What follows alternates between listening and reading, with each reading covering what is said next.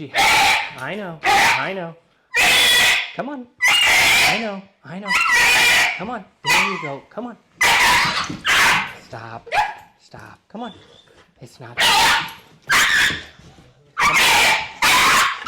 Stop. There you go. Good girl. Come on. You're very vocal. Come on. Place. Come on. You got it. Come on. There you go. Good job. Good job, Stinker. Good job.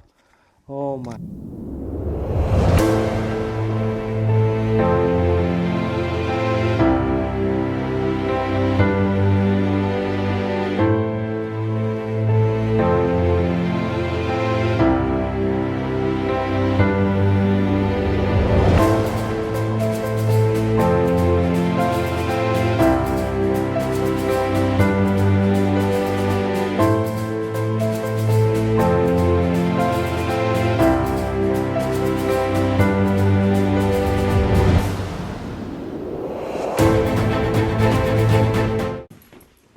The one thing I don't want to do is I don't want to let her run away. It sounds really scary. Hey, right here. Come on. But this is come on. Here you go. Come on. This is elastic and fabric. All she's trying to do is escape me. And ultimately what I want her to do is hop on the platform. I could ask her, but you've asked her. She didn't want to do it. I physically put her on, she just physically walked right back off. Mm-hmm. Well, is this scary? No. Is there electricity wired up to it? No. But this is why I want to record stuff like this, is because I worked a dog last week and I just posted the video today. Come on, Stella. Come on. I know. Nobody's doing anything but you. Come on. I worked a dog and I posted the video today, and it was a heeler beagle mix. She was flipping and flopping like a salmon the very first lesson. As soon as I walked in, this is elastic and fabric. Before my keyboard warriors get mad,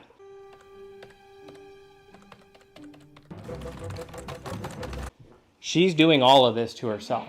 And so the way that she's going to learn, because she can't take the treat, because she's terrified, because for whatever reason she's terrified. I can't make myself a woman.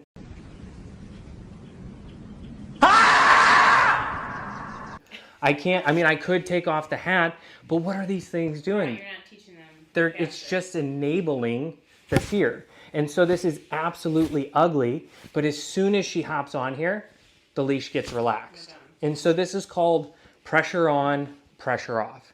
And so do you notice I'm not yanking it or anything like that? I'm being very stationary, being very slow with her. Yes, she's screaming, and you're seeing it, so you can tell right away how hard or any of those things that I'm doing, but they can't specifically see it. I have a YouTube channel that I put all of the training videos on so people can see. I'll crop you out. Don't worry. You're fine. You're fine. No, you're fine. So, so going back to getting her to do this, ultimately, I know. Come on. I know. Come on. There you go. Come on. Stop. Come on. It's not. Stop. There you go. Good girl. Come on. You're very vocal. Come on.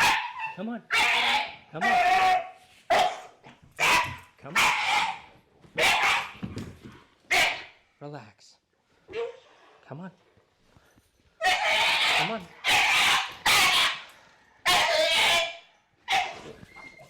Stop. Relax. Come on. I know. Come on. There you go. Good girl. Oh, she pooped a little. Okay. All right, guys, so we're going to take a little poop break to clean up the poop and clean up a little bit of the foam. We're going to relax the slip lead a little bit. So this is something that I want you guys to be able to see. I don't want to cut it. I don't want to edit it. I don't really want to undo anything because I want you guys to be able to see what it looks like to work a dog through this process. Now, you know, some of you are going to see this and go, oh my gosh, this dog is suffering. You're going to go, oh my gosh, this trainer he's pushing this dog too hard. He's making this dog do something that it doesn't want to do.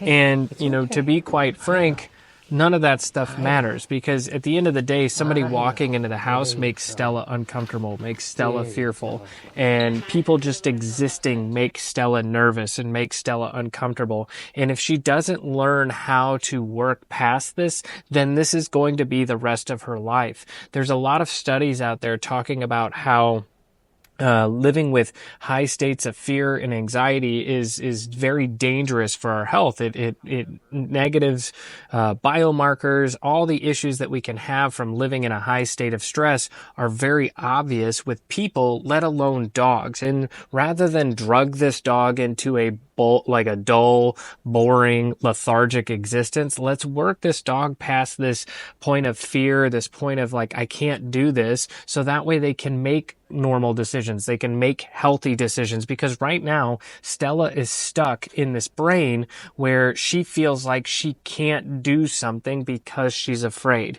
And if I stop, then she only continues to be in that fearful state of mind. And Stella's owners didn't want that for her. That's why they called us. And I didn't want that for her either. And ultimately, at the end of the 6 weeks, we had a totally different dog because I didn't stop at these ugly moments. Let's keep watching, guys. With dog fear or anything.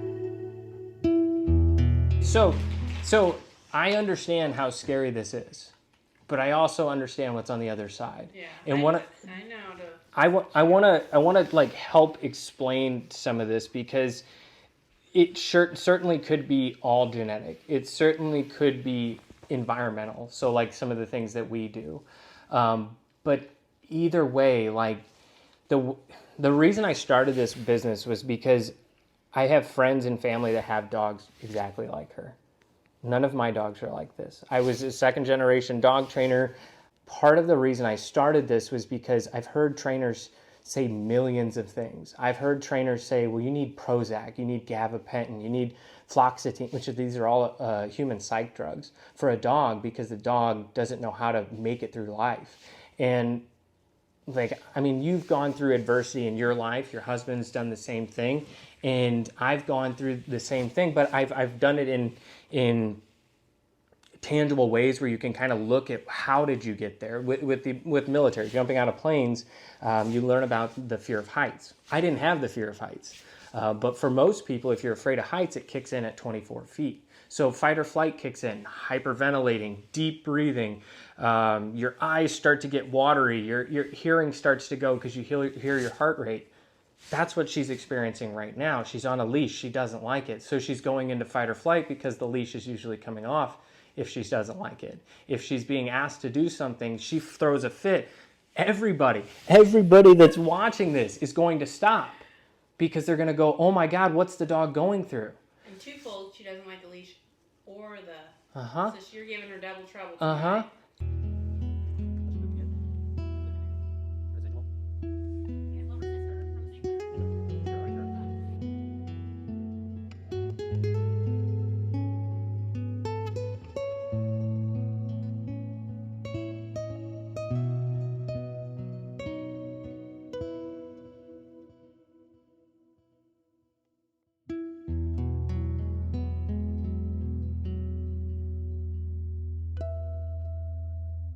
Okay. Okay, come on. I'm not gonna look at you. Come on. Come on, right here. Right here. Right here. Good girl, good job. Come on. Right back up here. Right back up here.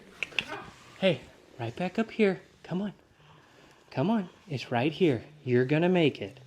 So we could use any number of things, but it doesn't solve the problem. The problem is there, like, I don't want to be on the leash, so what do? Take off the leash. Well, how do we get her to do anything? Yeah. We pray. I mean, that's going to maybe work in the long run, but it's not going to work on anything that we're doing right now. She's going, I don't like this. Let me scream the song of my people. Let me poop. Let me do everything that I can absolutely do to get you to stop. In just the same way as if you put a dog in the kennel and they scream and cry, they're not screaming and crying because you put spikes in there. They're screaming and crying because they don't want to be in there. And if you let them out, then they know this works. All I have to do is scream and cry. So what I can do is I can make this a little easier for her. And I haven't done this in forever. No. I'm going to flip it up like this. Oh, okay. All right, come on, scaredy cat. Oh my goodness, it's flipped upside down. It's flipped upside down. Right here. Right here. Good girl, good job. Here you go. There you go. Oh my goodness. Oh my goodness. Good job, Stella. That's her name, right? Mm-hmm. And Olive is the food rascal downstairs. Good job. So I was saying something about starting this business for a reason. Because nobody wants to do this. Nobody has the gall to come in and go, hey, I'm going to make your dog scream and poop all in the first lesson. Good girl. And foam.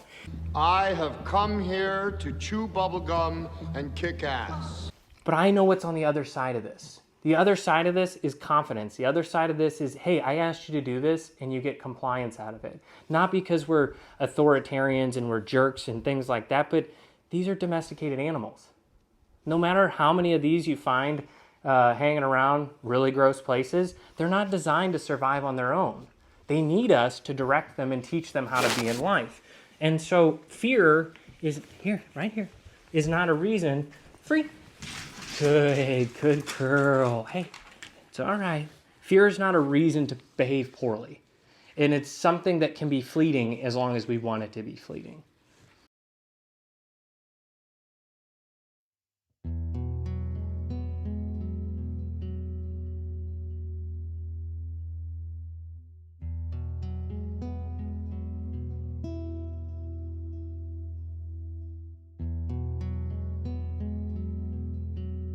So there's a lot of research out there nowadays about, I'm sure you're aware of the fact of how stress and trauma impacts women, like human women when they're pregnant. It's the same thing for dogs.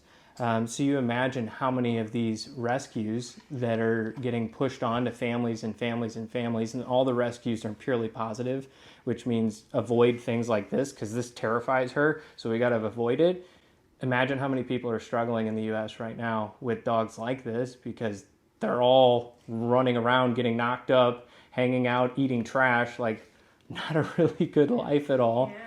So this is why I started this, because this sucks, but we're not asking her to do anything really hard. We're just asking her to get on this platform and wear the leash. And so we have to use logic in this situation and not emotion, because it's super easy too. But she's just afraid, and it's something she can get past. Yeah.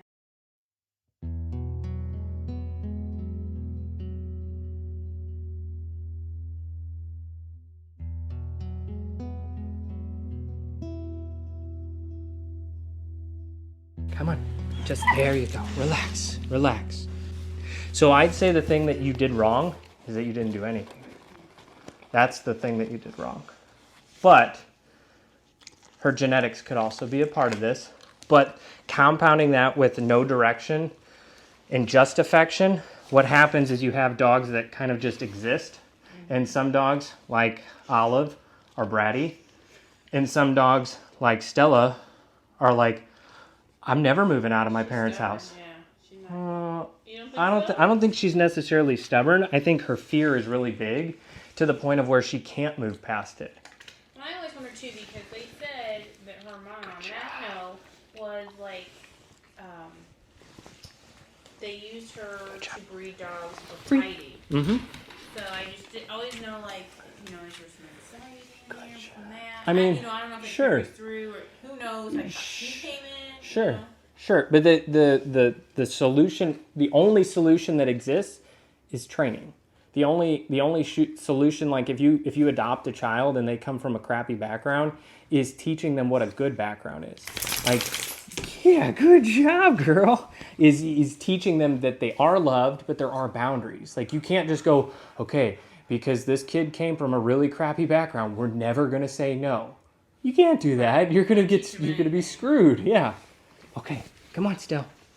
Come on, right here, right here, right here. Good girl. There you go. I know I'm weird when I give affection. I'm sorry.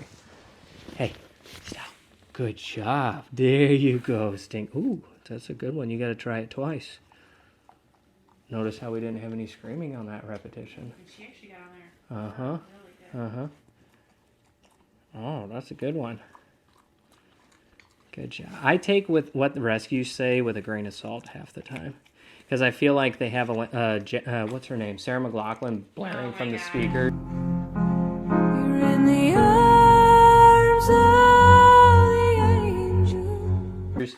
They have the oxygen sucked out of there and they have Kleenex on the doors so that you're like falling in love with every dog and you're sad for whatever reason. You're like, I don't know why I'm so sad, but I need all these dogs.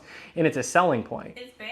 It's you know? bad. And that's why I feel like there's so many dogs out now that the people during COVID and they took dogs and Uh-huh. they want them and they, I am all to put Good the work job. in. And Yeah. I really want Good girl. my 3 dogs. Good Not girl. my husband actually does not want 3 dogs. I'm free. Good So- girl. Come on. So that's why I really want to make sure everybody's Okay. Good. doing well. Good girl. There you go, Stella. Good job.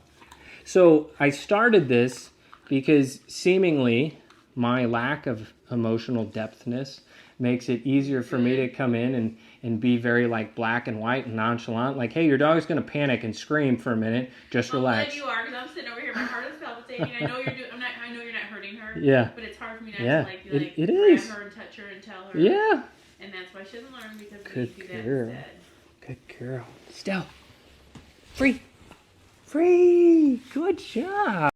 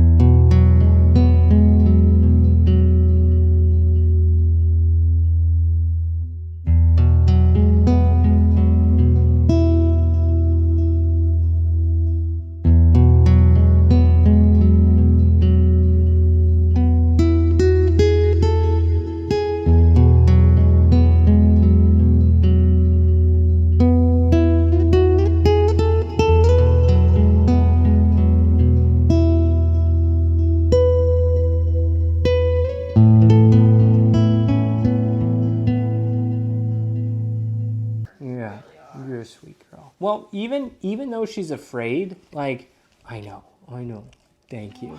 Even though she's afraid, like, that doesn't take anything away from how I feel about her. I had to tell that to a client today because they felt like really like personally conflicted by what I was talking about with their dog. All I was saying is like, fear is not a reason to keep good girl behaving poorly.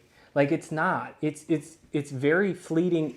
I said it already. It's fleeting if you want it to be. I hate seeing dogs with fear. I hate seeing dogs with human psych drugs. Like, I've seen that a number of times. One of the worst cases that I've worked with was a dog that was on Prozac for 5 years, and it made him wild. Like, I knew she was going to give up. I knew it was in her. I could feel it in the leash. I don't know how to explain it, but I could feel it in the leash. And this dog, he would never give up. Like, he wanted to kill me every week for an hour. 6 weeks. That's a long hour. Yeah. That's a long Stella. 6 weeks. Free! Good job. Good girl. And, you know, it was because these psych drugs are not made for dogs. I would argue that they're not necessarily good for humans. But part of the reason for it is you have dogs that are afraid because their fight or flight kicks in.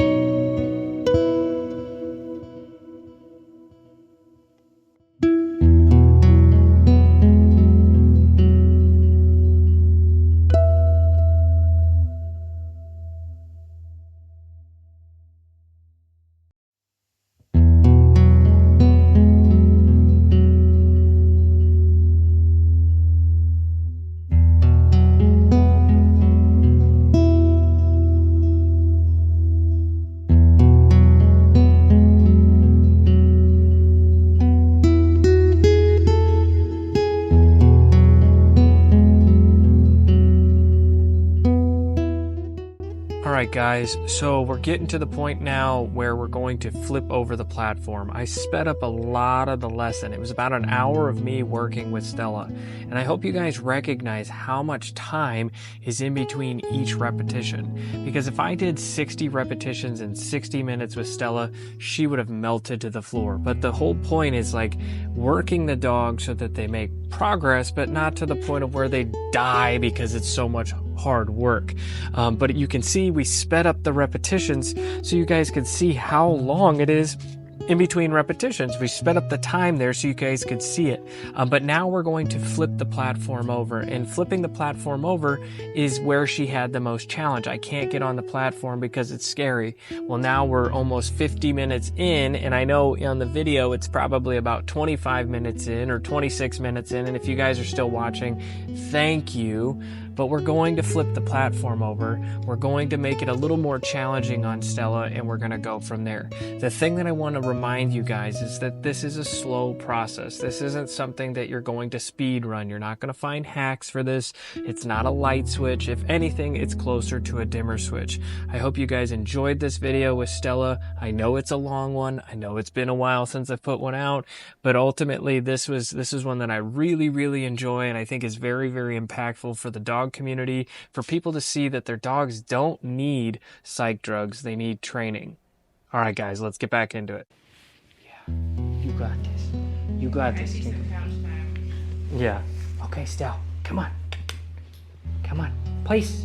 Come on, you got it. Come on. There you go. Good job. Good job, Stinker. Good job. Oh my goodness, you did it. Yeah, they're not gonna call me a meanie anymore. Was this a perfect repetition? No, but there's no screaming, there's no foaming, there's no pooping, and this is how we build to better. You're not going to build this in a couple of repetitions. This dog, when I tell you this dog has had the world up against her, she's had the world up against her, because little pit mix rescue, went to a veterinarian down here in St. Louis, and she ended up receiving 9 doses of distemper in 4 months of time. I know that sounds really wild and silly, but I've seen it tons and tons of times with veterinarians, and just almost like a twister dial, if you will, of how they medically treat animals. And so that compound with the fact that she was a little nervous and skittish at birth, and then no training, no direction, nothing like that. This dog has, basically made it her identity that fear is how she's going to respond to things. When some dogs with no direction, no discipline, no structure, they'll be standoffish, they'll be bratty, they'll snap at people, they'll bark at people, they'll project, and then some dogs, they'll just become recluses because they don't know who's in charge. They're definitely not in charge, so they'll be fearful, just like Stella.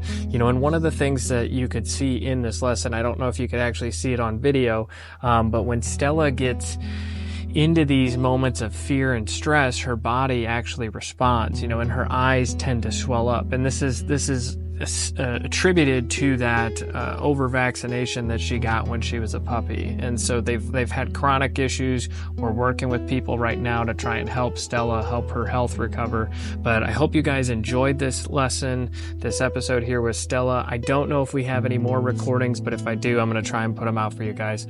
All right, guys, see you in the next video.